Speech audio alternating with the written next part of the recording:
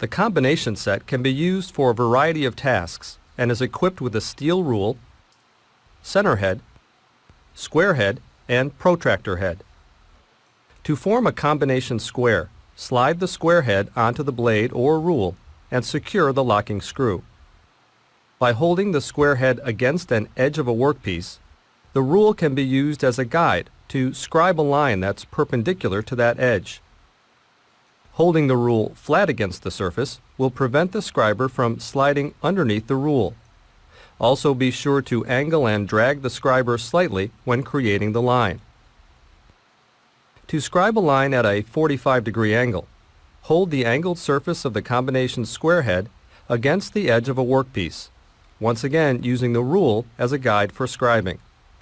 If you need to lay out angular lines other than 45 degrees, use the protractor head. It is mounted to the blade in the same manner as the square head. Once the protractor is mounted, loosen the two locking screws, set the desired angle, and retighten the locking screws. Next, place the flat surface of the protractor head against the edge of the workpiece and scribe a line, again using the blade as a guide. To find the center of a cylindrical workpiece, mount the center head to the blade. This procedure is identical to mounting the square head or protractor head. Once it is in place, hold the two flat surfaces of the center head against the outer diameter of the workpiece and scribe a line using the blade as a guide.